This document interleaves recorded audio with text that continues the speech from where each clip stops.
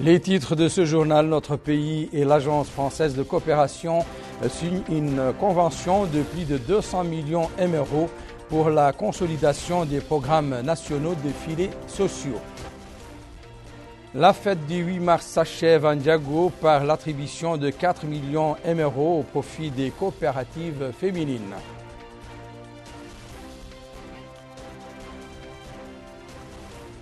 Et l'arrondissement de Tifondé-Sivé sur le point de bénéficier d'un nouveau lycée après la pose de la première pierre du futur édifice. Mesdames, Messieurs, bonsoir et bienvenue à cette édition du journal. Plus de 200 millions d'anciennes ouguiyas. C'est l'enveloppe consentie par l'Agence française de développement à notre pays pour engager des actions contre la pauvreté et la vulnérabilité. La convention relative à ce financement a été signée ce mardi par le ministre des Affaires économiques et de la promotion des secteurs productifs, M. Ousmane Mamoudou Kane, et l'ambassadeur de France dans notre pays, Robert Moulier Abdoul Adamaba. D'un montant global estimé à 5 millions d'euros, soit environ 215 millions de la Nouvelle-Ougouya, ce financement de l'Agence française de développement contribuera à l'amélioration de l'efficacité du système national de protection sociale. Ainsi, 75 000 ménages, soit environ 525 000 personnes bénéficieront de cet appui dans le cadre de la stratégie nationale de protection sociale. Ce projet, objet de cette convention, cofinancée avec la Banque mondiale, s'inscrit dans le cadre de la stratégie nationale de protection sociale. Celle-ci repose sur 5 ans, sur 5 axes, à savoir la sécurité alimentaire, l'environnement et le changement climatique, l'accès aux services de santé et l'éducation, la sécurité sociale et l'alimentation du cadre de vie et l'amélioration du cadre de vie, l'assistance sociale et la promotion des groupes vulnérables. Ce projet revêt pour nous une importance toute particulière. La protection sociale est en effet une thématique et un centre d'intérêt cher au président de la République, son Excellence M. Mohamed El-Cheikh Ghazouani. La transparence dans la gestion des fonds alloués a été saluée. La délégation d'Azour a pu apporter un soutien financier à plus de 97% des 210 000 familles vulnérables qui étaient éligibles. Remarquable aussi par la qualité et la transparence de sa mise en œuvre. La communication et les moyens mis à disposition pour garantir la traçabilité des versements nous semblent représenter un modèle pour tous. Alors ça, on l'a fait ensemble, France et Mauritanie, avec les ministères, les administrations concernées, l'agence d'Azour, mais nous le faisons ensemble aussi avec nos autres partenaires, les autres partenaires de la Mauritanie en particulier, s'agissant de ce programme. Au cours de ces rencontres, une projection vidéo a été effectuée retraçant les interventions de l'agence Ta'azour pour soutenir les couches vulnérables.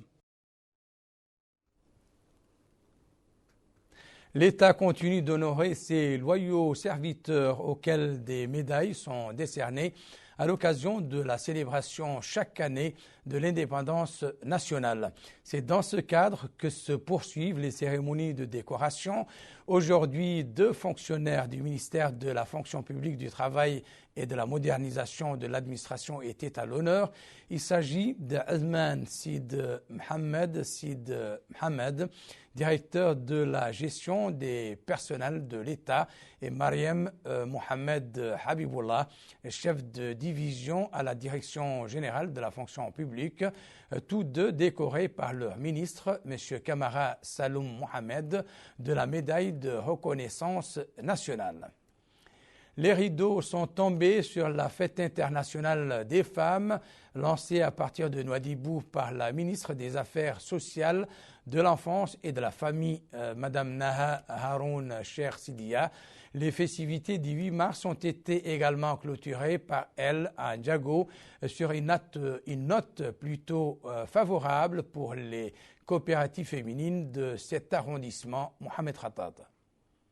C'est à partir de la périphérie de l'arrondissement administratif de Ndiago que la ministre des Affaires sociales, de l'enfance et de la famille, Mme Nahamet Haroun ou Cheikh Sidi, a entamé sa visite de terrain marquant la clôture des festivités commémoratives de la fête internationale de la femme. Une visite qui a démarré par un arrêt dans plusieurs coopératives féminines actives dans le domaine de l'agriculture et de l'artisanat. La ministre s'interrogeant sur les difficultés et obstacles causant souci aux coopératives féminines dans leurs activités.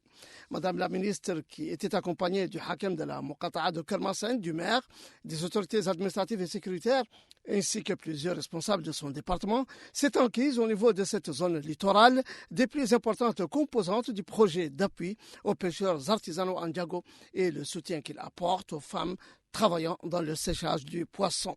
De passage au centre nutritionnel communautaire, la ministre a pris connaissance du déroulement des travaux de la caravane sanitaire qui s'était ébranlée d'il y a quelques jours de Nouadhibou vers les localités littorales le long de l'axe Nouadhibou-Ndiago. La ministre a écouté des explications détaillées quant aux différentes étapes de cette caravane, les consultations et soins qu'elle a prodigués et administrés. La ministre a également visité un stand féminin d'artisanat traditionnel et de production féminine avant de superviser la cérémonie de clôture des festivités de la fête internationale de la femme à partir de la localité de Bden, annonçant du coup le lancement de plusieurs projets de développement au profit des femmes. L'occasion pour la ministre de préciser qu'après une semaine d'intenses activités, voilà que se clôture à partir de la belle ville littorale de Ndiago les festivités marquant la fête internationale de la femme, avec le financement de 4 projets générateurs de revenus dirigés par des femmes de Ndiago. Au cours de cette cérémonie de clôture des festivités du 8 mars, plusieurs intervenants ont loué le rôle joué par la femme dans la ville de Ndiago dans le domaine du développement local, notamment sur le plan économique et culturel. De son côté, le maire de la commune de Ndiago, M. Boydel Moïd, a exprimé la satisfaction des populations locales du choix de la commune pour abriter la clôture des festivités de la fête internationale de la femme, estimant que cette cérémonie est un hommage rendu aux femmes de la commune de Ndiago pour leur participation remarquable à la vie active et productive de la nation. C'est dire que la fête du 8 mars, fête internationale de la femme, aura connu d'intenses activités à travers le pays, mettant en valeur l'apport de la femme mauritanienne dans le développement et rappelant à tout un chacun qu'au-delà de mettre au monde des enfants, la femme peut aussi mettre au monde un monde nouveau. Le ministre des Affaires étrangères, de la coopération et des Mauritaniens de l'extérieur se frotte les mains. Il vient en effet de réaliser une percée diplomatique pour notre pays avec la nomination de notre compatriote, le diplomate El Qassem Ouane, à la tête de la mission des Nations Unies au Mali. Le ministère des Affaires étrangères, de la coopération et des Mauritaniens de l'extérieur a publié à cette occasion un communiqué dans lequel il mentionne sa grande satisfaction pour la nomination d'El Qassem Ouane à la tête de la MINUSMA, ainsi que l'intérêt que le président de la République, Mohamed Ould Cheikh Al Ghazouani, attache au choix des cadres mauritaniens compétents pour occuper des postes régionaux et internationaux. Le diplomate onusien El Qassem Ouane avait occupé des postes internationaux. Il était à l'UA de 2009 à 2015 et puis de 2017 à 2019 et à la section du maintien de la paix à l'ONU entre 2016 et 2017. Vers une alternative à la détention préventive des mineurs en conflit avec la loi, le sujet fait présentement l'objet d'une réflexion. Il était même ce matin au centre d'un atelier organisé par le ministère de la Justice en partenariat avec l'UNICEF et les organisations Terre des Hommes et l'AFCF. La rencontre organisée au profit du moins des magistrats et greffiers des wilayas de Nouakchott, de l'Assaba et du Guidimara doit durant 3 jours aborder les questions liées à la justice des mineurs. Abdoul Adamaba. Les magistrats et greffiers des wilayas de Nouakchott, de l'Assaba et du Guidimara prennent part à ces sessions de formation se rapportant à la justice des mineurs. Il s'agit ainsi d'exposer la stratégie du secteur de la justice ainsi que l'arsenal juridique en place concernant la justice des mineurs. Le secrétaire général du ministère de la Justice, Mohamed Ould Ahmed Aïde, a déclaré que les participants à ces rencontres suivront des présentations à propos du système judiciaire des mineurs présentées par des experts nationaux et internationaux. Il a ensuite indiqué que la formation des ressources humaines du ministère de la Justice occupe une place prépondérante dans le cadre de la stratégie de ce département ministériel. Par la suite, la présidente de l'association des femmes chefs de famille, Aminata Bintou Mokhtar, a affirmé que cet atelier s'inscrit dans le cadre de l'étude des problèmes auxquels font face les enfants. Il a pour objectif, dit-elle, d'appuyer les enfants et les jeunes afin qu'ils soient en conformité avec la loi. La Mauritanie a enregistré de nombreuses avancées dans le secteur de la justice pour mineurs. L'ordonnance portant protection de l'enfant, OPPE, adoptée en 2005, constitue un socle solide pour la protection des droits des enfants qui sont en contact avec la loi, auteurs comme victimes. Il a été complété en 2009 par le décret sur les mesures alternatives à la détention, marquant ainsi une vision plus éducative que répressive de l'OPPE. Les ONG sont engagées pour garantir l'accès à la justice pour les enfants. Terre des Hommes et l'Association des femmes chefs de famille se sont également engagés pour garantir l'accès à la justice pour les enfants et les jeunes en contact avec la loi. Prévenir la radicalisation et la violence, notamment contre les femmes et les filles. Le projet Accès à la justice et genre est mis en œuvre durant les 4 prochaines années, ou plutôt jusqu'à 2023, dans les villes de Nouakchott, Kifa, Zouarat et Nouadhibou, grâce au financement de la coopération espagnole. Rappelons que cet atelier s'étale sur 3 jours. La concertation était aujourd'hui à son maximum parmi les élèves qui postulent au prix du président de la République pour le rallye des sciences. La deuxième phase de ce concours a de fait démarré aujourd'hui. Y prennent part des élèves de la 3e année du secondaire, série mathématiques, et ceux des 5e et 6e années, toutes disciplines scientifiques confondues. Garmi Teguedi.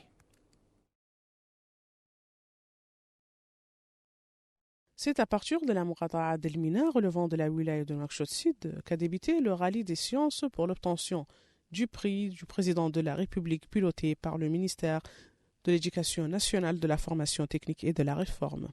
Au cours de ce concours, des compétitions mettront à l'épreuve 3 équipes représentant les établissements d'enseignement des 3 wilayas de Nouakchott. Ont assisté à cette compétition le secrétaire général et des responsables du ministère de l'Éducation nationale, de la formation technique et de la réforme, des autorités administratives et des personnalités pédagogiques au niveau de la Mourata'a. Le département de l'Éducation nationale a pris toutes les mesures adéquates pour le bon déroulement de la compétition qui se déroule sur l'ensemble du territoire national. À l'issue du premier tour, nous avions 4640 candidats qui ont passé le premier tour et 135 sont qualifiés pour le deuxième tour. Et ils sont aujourd'hui là pour faire les épreuves du deuxième tour. Au premier tour, les 3 premiers de chaque niveau sont qualifiés pour le deuxième tour. Et aujourd'hui, dans chaque wilaya, au lieu de que ça soit individuel, c'est par équipe. Les 3 premiers qualifiés sont là aujourd'hui pour faire le deuxième tour en vue des qualifications pour le final. Ce concours de 3 jours est destiné aux classes de 3e, 5e et 6e pour évaluer les capacités des élèves dans les matières scientifiques. Cette compétition s'inscrit dans le cadre de la réforme de l'éducation établie par les autres autorités visant à améliorer le système éducatif. L'épreuve du rallye des sciences se passe sur l'ensemble du territoire national. Nous allons avec Mohamed El-Khattad prendre l'ambiance de cette compétition scientifique au niveau des villes d'Attar, Kaïdi et Ayoun. C'est pour développer chez les élèves les compétences scientifiques et faire ancrer la culture de l'excellence qu'a démarré aujourd'hui à Ayoun la 2e phase du concours rallye des sciences pour remporter le prix du président de la République. Un événement marqué par la présence des autorités administratives, sécuritaires et des staffs pédagogiques de la wilaya. Pour le directeur de cabinet du Wali du Houad al-Gharbi, M. Sidi Mohamed Oul-Namin, nous venons, dit-il, nous rassurer du bon déroulement de la compétition. Et il en est ainsi, Dieu merci, autant pour les préparatifs que pour l'atmosphère. C'est un concours cher au président de la République, lequel accorde une importance première à la promotion des matières scientifiques et du niveau scolaire des élèves. Les participants à ce rallye d'Ayoun, des élèves des deux Hauts, de la Saba et du Tagant, ont été répartis dans différents groupes pour, sinon remporter le prix, du moins être dans le carré final. Pour le directeur régional de l'éducation au niveau du Houad al-Gharbi, M. Makhtour Oul Mohamed Jedou, ces groupes sont arrivés dans de bonnes conditions, compétissent dans d'excellentes conditions, sont en contact avec leurs encadreurs et commencent les examens aujourd'hui, et cela pour 3 jours. Nous avons été mis dans de bonnes conditions, les questions sont bonnes, dit ce candidat, affirmant être optimiste. À Kaïdi, la compétition a également démarré pour les 4 groupes de candidats représentant le Gorgol, le Guedimaka, le Brakna et le Traza. L'occasion pour M. Mohamed Lamine Oulilouali, directeur régional de l'éducation au niveau du Gorgol, d'affirmer que chaque wilaya est représentée par 3 candidats pour les matières mathématiques, sciences et physique, et que la journée d'aujourd'hui est consacrée aux sciences naturelles pour les 5e et 6e années. Demain, dit-il, sera une journée consacrée à la matière de physique et les mathématiques seront pour le dernier jour jeudi prochain. Les règles générales de la compétition ont été expliquées aux élèves qui ont exprimé leur satisfaction des conditions dans lesquelles se déroule le concours, espérant honorer leur wilaya en remportant le prix du président de la République. Enfin, à Attar, 36 candidats représentant les wilayas de l'Adrar, du Tir Zamour, de Dakhlet Nouadhibou et de l'Inchiri, à raison de 9 candidats pour chaque wilaya, prennent part à ce 2e tour du rallye des sciences 2021, sanctionné par le prix du président de la République. La compétition s'est déroulée sous la supervision du Wali de l'Adrar, M. Haddadi Mbali Yatera, accompagné du Hakem, des autorités administratives et sécuritaires, venus s'enquérir des conditions dans lesquelles se déroulent les examens. Nous sommes là aujourd'hui pour nous enquérir de la situation du concours rallye de sciences, prix président de la République, son Excellence Mohamed Cheikh Ould Ghazouani, qui est en train de se dérouler actuellement sur les 4 pôles. Nous, à notre niveau et en ce qui nous concerne, nous avons pris un certain nombre de mesures, tant sur le plan d'hébergement que sur le plan hygiénique et sécuritaire pour le bon déroulement de cet événement. De son côté, le directeur régional de l'éducation au niveau de l'Adrar, M. Mahmoudi Ould Sidi Ali, a affirmé que toutes les mesures ont été prises pour que la compétition se déroule dans les meilleures conditions possibles, que cela soit sur le plan logistique ou sanitaire, sachant, dit-il, que nous vivons toujours sous la menace de la Covid. Cette édition est la 5e du genre, la première organisée en 2017 et est sanctionnée par le prix du président de la République pour encourager et améliorer les connaissances scientifiques des élèves. Les parents des candidats ont exprimé leur satisfaction des conditions dans lesquelles se déroule la compétition. Même son de cloche chez les élèves qui affirment être bien assistés, les règles de la compétition leur ayant été expliquées et que le meilleur gagne. Retour dans la wilaya du Gorgol, dont le chef-lieu d'arrondissement Tifondé Sivé était aujourd'hui le témoin de la pose de la pierre par le secrétaire général du ministère de l'Habitat, de l'Urbanisme et de l'Aménagement du territoire de la première pierre de l'édification du futur lycée de la ville, une cérémonie à laquelle a participé son homologue de l'éducation nationale, de la formation professionnelle et de la réforme, Amina Metrlil. Les habitants de la commune de Tofondé-Sivé se sont réunis pour célébrer ensemble la pose de la première pierre du lycée. Un lycée qu'ils ont tant attendu. Ces élèves, majoritairement qualifiés pour entrer en collège, se réjouissent déjà de l'événement. Le secrétaire général du ministère de l'Éducation nationale, de la formation technique et de la réforme, M. Ali Sile Soumaré, s'est dit honoré de superviser, avec le Wali du Gorgol, ses collègues du ministère de l'Habitat, de l'Urbanisme et de l'Aménagement du Territoire, ainsi que les autorités administratives de la Muqata'a de Kayidi, la pose de la première pierre du lycée central de Toufoundé-Sivé, une requête parmi les plus anciennes des habitants de cette localité. Ce projet, ajoute le secrétaire général, évitera aux jeunes lycéens la déperdition scolaire ou encore le déplacement dans d'autres localités.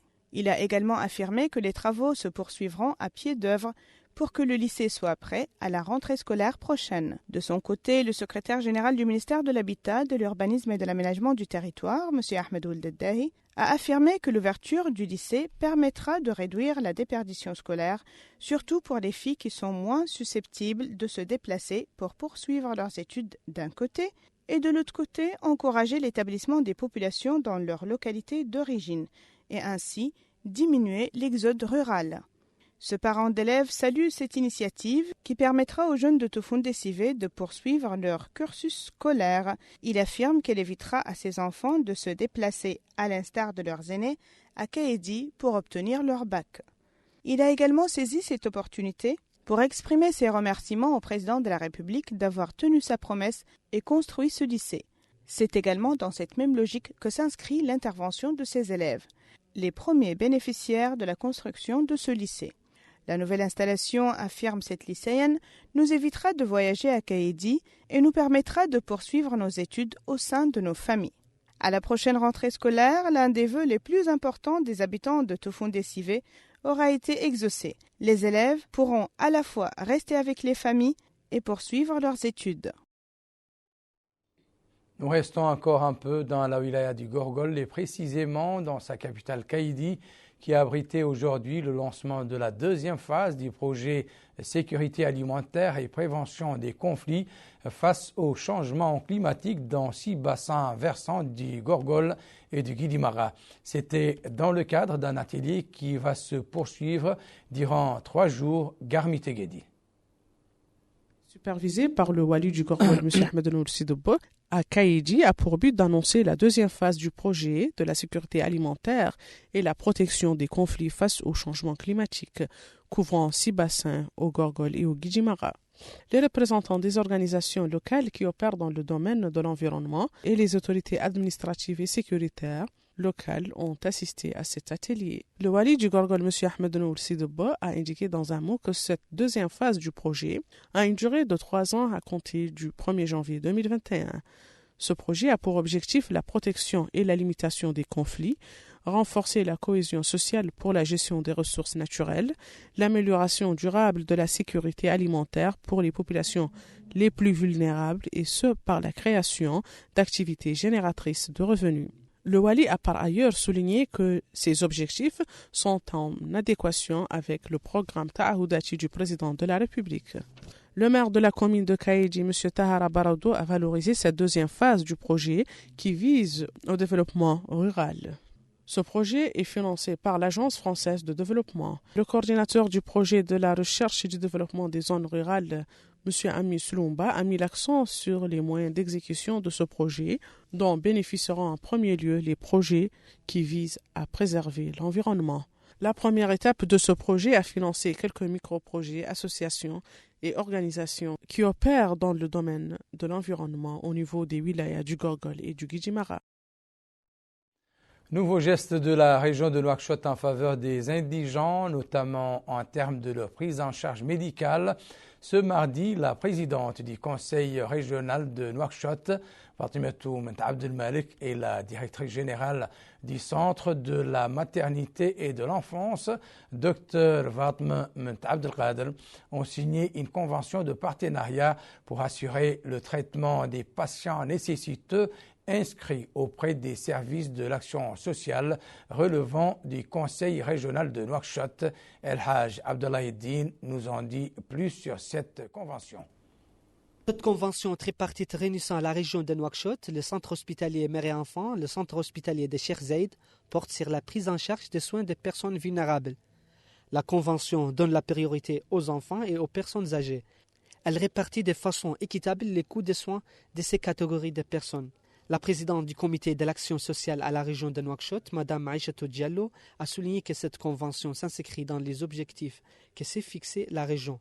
Elle vise à faciliter l'accès aux soins aux citoyens nécessiteux. Elle a ajouté que les personnes en situation de difficulté peuvent adresser des demandes à la région de Nouakchott pour que cette dernière prenne en charge en collaboration avec ses partenaires le coût de leurs soins. La région de Nouakchott prend en charge 50% des coûts, les restants étant divisés entre les autres partenaires. Moussie Saad Sidi Othman, docteur en pharmacie au centre hospitalier Mère et Enfants, a indiqué que le personnel médical de sa structure sanitaire est tenu à assurer tous les soins nécessaires aux personnes ciblées, en vertu de la convention conclue aujourd'hui. L'administrateur au centre hospitalier de Cheikh Zayed, Moussie Mohamed Yahya Mohamedou, a déclaré que la prise en charge financière des soins prévue par la convention vise à faciliter l'accès aux services sanitaires aux malades nécessiteux, en particulier la mère et l'enfant. Cette convention de partenariat constitue une concrétisation du programme de développement de la région de Nouakchott visant à rapprocher les services de santé aux citoyens et à venir en aide aux plus nécessiteux. Et puisque nous sommes dans ce chapitre sanitaire, jetons un coup d'œil sur les derniers chiffres relatifs au nombre des nouveaux cas de contamination et rémission au Covid-19. Ces dernières 24 heures, les statistiques du ministère de la Santé ont fait état de 30 contaminations et 17 guérisons et ne mentionnent heureusement aucun décès.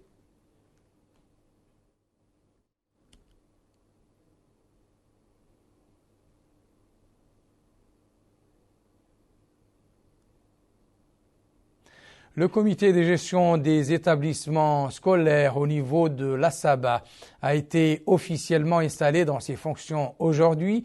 Cette approche initiée par le département de l'éducation nationale vise à déceler les difficultés auxquelles sont confrontés les établissements scolaires et dont la résolution devrait contribuer à relever le rendement du système éducatif.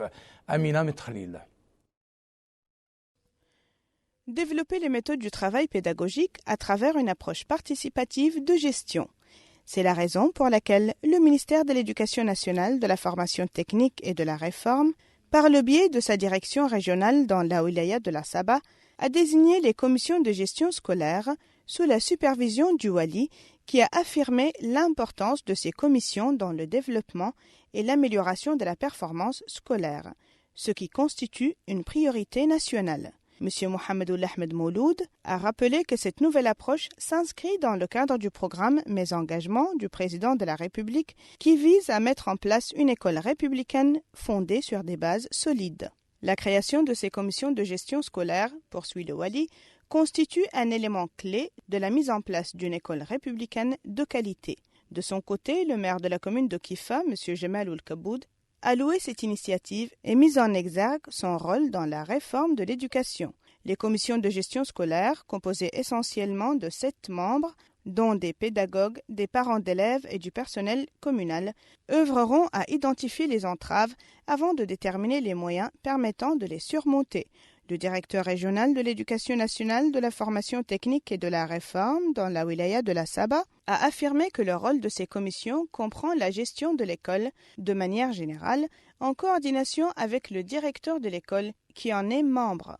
Elle met en place un plan de travail destiné à résoudre les différents problèmes scolaires. Lors de la cérémonie de désignation, le président de l'association des parents d'élèves, M. Jibril Niang, a loué l'approche inclusive qui a été adoptée et qui permet à tous les acteurs du domaine de l'éducation de jouer leur rôle et d'apporter leur contribution sur les 2 plans, régional et national. Direction à présent la capitale d'Itagan où il est attendu de la population d'intégrer les nobles valeurs du don de sang. C'est présentement la mission de la Commission régionale de la santé qui a entrepris à Tijikja une journée de sensibilisation au don de sang et ses implications sanitaires louables sur la santé publique. El Haj Abdullahiddin. Cette journée de sensibilisation au don du sang a pour but de diffuser la culture du don du sang auprès des citoyens et de disponibiliser des quantités considérables de ces liquides précieux afin de satisfaire les besoins de l'hôpital régional de Tijikja en la matière. Le wali de la wilaya d'Itagan, M. Mokhtar Ould Ahmed Ould Baba, a loué cette initiative lancée par la Commission régionale de santé. Il a également remercié les donneurs du sang. Le wali a souligné que la participation des habitants à cette journée de don du sang reflète la disponibilité de la population de la wilaya à offrir son aide et son assistance en cas de nécessité. Cette manifestation de sensibilisation a connu la présentation de communications portant sur l'importance du don du sang. Le président de la Commission régionale des affaires sociales et sanitaires, M. Ineji Ould Mahfouz, a signalé que dans le cadre de cette journée, des actions seront menées telles que l'organisation des conférences sur l'importance du don du sang, l'élaboration d'une liste des personnes aptes à donner du sang, ainsi qu'un enseignement du vendredi qui porte sur le don du sang. Les jeunes sont particulièrement nombreux en cette journée de don du sang. Plusieurs volontaires prennent part à cette louable initiative. Ils font de la sensibilisation et ils donnent l'exemple en donnant leur sang. Cette journée sera suivie d'autres activités diverses de sensibilisation qui couvriront toutes les localités de la wilaya d'Itagan. Le rappel à présent des principaux titres de cette édition. Notre pays et l'Agence française de coopération signent une convention de plus de 200 millions MRO pour la consolidation des programmes nationaux de filets sociaux. La fête du 8 mars s'achève en Djago par l'attribution de 4 millions MRO au profit des coopératives féminines.